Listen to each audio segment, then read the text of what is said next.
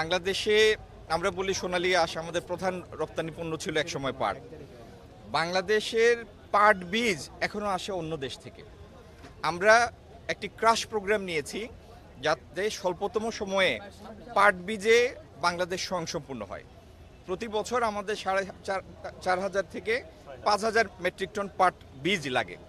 তো এই যেটি হয়, এই 5,000 হোক 6,000 হোক, এই পাট বীজে স্বয়ংসম্পূর্ণ হব আমরা, সেজন্য আমরা ক্রাশ প্রোগ্রাম নিয়েছি কৃষি মন্ত্রণালয়ের সাথে সমন্বিতভাবে।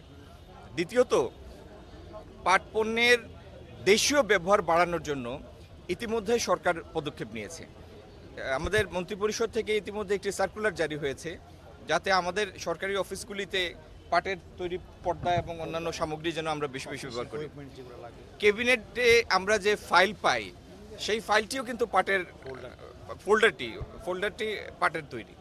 এইভাবে আমরা, মন্ত্রীরা যে ব্যাগ ব্যবহার করেন, সরকারি যে ব্যাগ, সেটিও পাটের।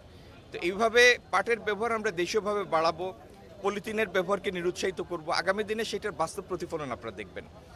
আর ভালো ডিজাইন, ইনোভেটিভ ডিজাইন এবং পাট পণ্যের বহুমুখীকরণ, এই সংস্থাটিকে আমরা আরও বেশি গবেষণা সহায়তা এবং আরও কারিগরি সহায়তা দিয়ে আমরা পাট পণ্যের দেশের বাইরে বহুমুখী ব্যবহারের উপরে আগামী দিনে আমরা পদক্ষেপ নিচ্ছি।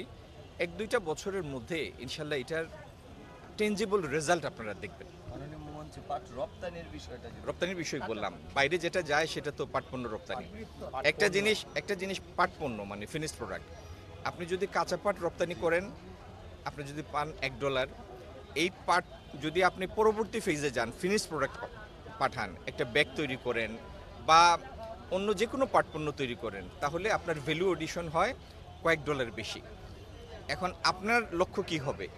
আপনার যারা এখানে মানে কর্মসংস্থানের জন্য কর্ম চায়, যারা, তাদের জন্য আপনি কর্মসংস্থান দেবেন না। আপনি যে বৈদেশিক মুদ্রা বিদেশ থেকে আনবেন সেটা বাড়তি আনতে চান না। তো যদি বাড়তি আনতে চান এবং আপনার লোকদের কাজের সুযোগ সৃষ্টি করে দিতে চান, তাহলে আপনার ফিনিশড প্রোডাক্ট পাঠাতে হবে, প্রাইমারি পণ্য না। তো এই জন্য ওই লক্ষ্যে পৌঁছানোর জন্য মাঝখানের হয়তো একটু অসুবিধা হতে পারে, কারণ যারা কাঁচা পাট রপ্তানি করে অভ্যস্ত তারা বলবেন এটি তো আমাদের জন্য সহজ, আমরা আবার ম্যানুফ্যাকচারিংয়ে যাব কেন। এই দ্বিতীয় ফেজে পুরো পাটকে ব্যবহারের জন্য একটু প্রতিকূল পথ পাড়ি দিতে হবে। আপনাদের সহযোগিতা প্রত্যাশা করি। ধন্যবাদ।